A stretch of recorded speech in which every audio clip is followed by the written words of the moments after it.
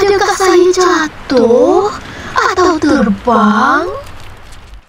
Cerita sebelum tidur, Alice di alam gaib. Pada suatu hari, Alice dan kakaknya membaca buku di tepi sungai. Tiba-tiba dia nampak sang arnab. Sang arnab kelihatan seolah-olah bercakap-cakap sendirian. Paling mengagumkan apabila sang arnab memakai waistcoat dan jam tangan. Itulah pertama kali Alice lihat arnab berpakaian begitu. Alice nampak sang arnab masuk ke dalam lubang. Dia pun mengikuti arnab. Malangnya, langkah pertamanya ke dalam lubang itu menyebabkan dia tersungkur lalu tercampak jauh, tidak berpenghujung. Pada masa yang sama, Alice lihat banyak barang jatuh bersama-samanya.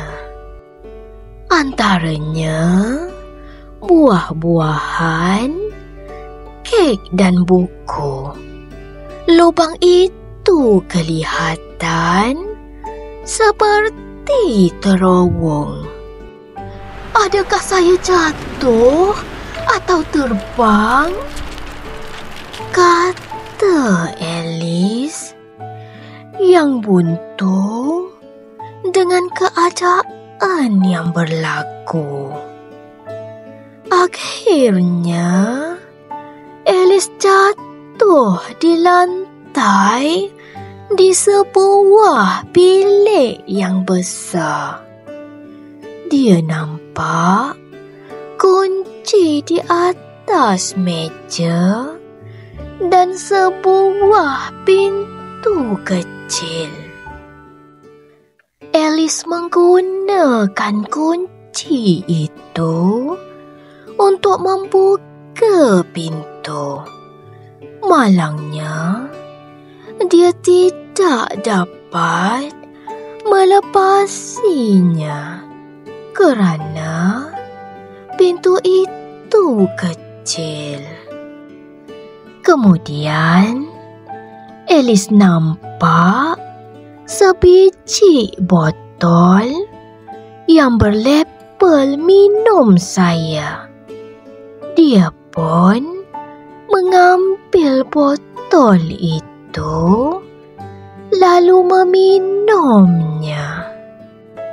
Ajaibnya, setiap hirupan air menyebabkan Alice menjadi lebih kecil sehingga tubuhnya sebesar tikus.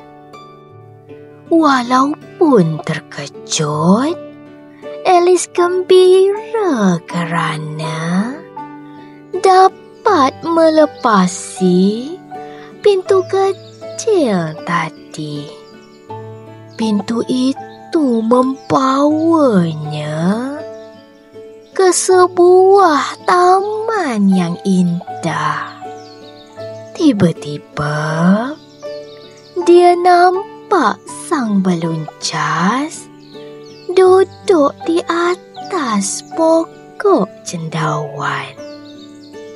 Siapakah kamu? Mengapakah kamu ada di sini? Tanya sang beluncas. Nama saya Alice. Saya sedang mencari sang arnab yang memakai waistcoat. Bolehkah kamu bantu saya untuk mencarinya? Kata Alice. Sang beluncas tidak dapat menolong Alice. Jadi, Alice pun pergi dari situ. Kemudian, dia bertemu dengan sang kucing. Dia bertanya kepada kucing tentang sang arnab. Cuba kamu cari di istana Ratu Hati. Dari sini, kamu ikut arah kiri sehingga kamu sampai di sebuah pokok besar yang berpintu. Itulah istana, kata sang kucing. Alice mengucapkan terima kasih kepada sang kucing. Kemudian, dia pun mencari pokok besar yang berpintu, sebagaimana dikatakan oleh sang kucing. Setelah lama mencari, akhirnya dia menjumpai pokok itu. Ketika itu, pintu sedang terbuka. Alice nampak taman istana Ratu Hati. Ada seorang tukang kebun sedang mengecat bunga mawar yang berwarna putih kepada warna merah. Mengapakah kamu cat bunga mawar putih kepada warna merah? Tanya Alice. Ratu suka mawar warna merah sahaja, kata tukang kebun. Kemudian, Alice pun berjalan-jalan di sekeliling taman istana. Tiba-tiba, dia nampak Ratu Hati sedang bermain kroket. Ratu menjadikan flamingo sebagai tukul kayu, landak kecil sebagai bola, manakala daun bakau sebagai lengkungan kecil. Ratu memerintahkan Alice untuk bermain bersama-samanya.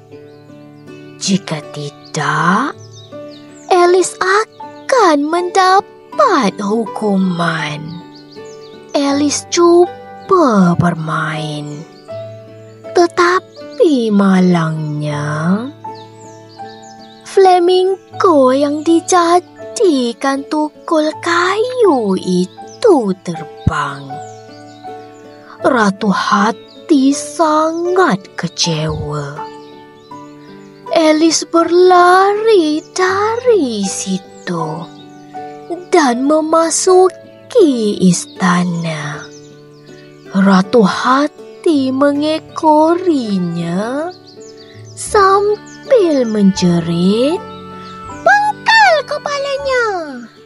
Para tentera yang terdiri daripada daun pakau percaya menangkap Alice dan membawanya ke mahkamah.